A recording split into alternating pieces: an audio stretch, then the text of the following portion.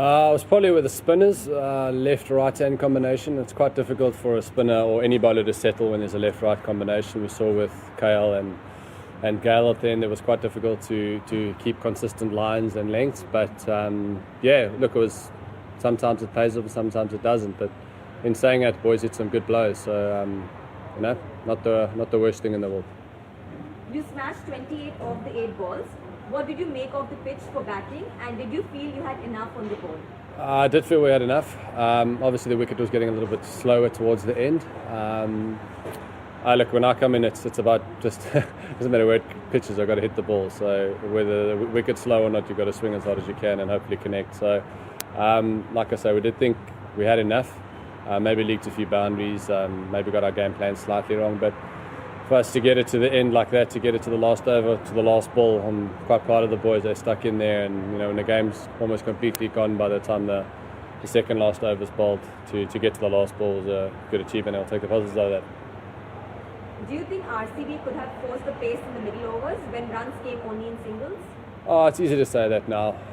Look, I think they did bowl very well. Their spinners tied us up and their seamers tied us up nasty. So, look, after the game you can always say we should have done this, we should have did that. But, I think we had enough runs and we possibly should have defended that. But, like I said, a lot of positives. The sun will come up tomorrow and we focus on the next game.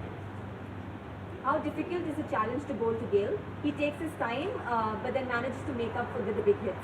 Yeah, look, he's got a lot of experience. I mean, the way he took his time, the way he got the pace of the pitch and, decided to explode when he did was the right time. Just one of those things. Class players, he's got a record like he does for a reason, and, he played really well tonight. Obviously him and Kyle, I think all their batters played really well. They summed up the conditions. Maybe one or two fell into their favour with balls landing in no man's land or just over fielders, but that's the game of cricket. We all arrived today knowing someone was going to lose, and unfortunately it was our turn today. So, kudos to them, they played well. And the last question for the day, talk us through the last 2 overs. What was the approach in the last one in particular? For us or for them? For us. No, well, look, I mean, a spinner is always difficult to get away, especially with someone that's as clever and as sly as Yuzi Chahal. But, we took a punt. We used our seamers at the end to try get as close as we could. But the way Yuzi changed his pace, changed his lines, I think it was very good. And the guys to stay calm under the ball, or when the ball was coming to them, was very good. Anything can happen in the last over of a game, doesn't matter how many runs are needed.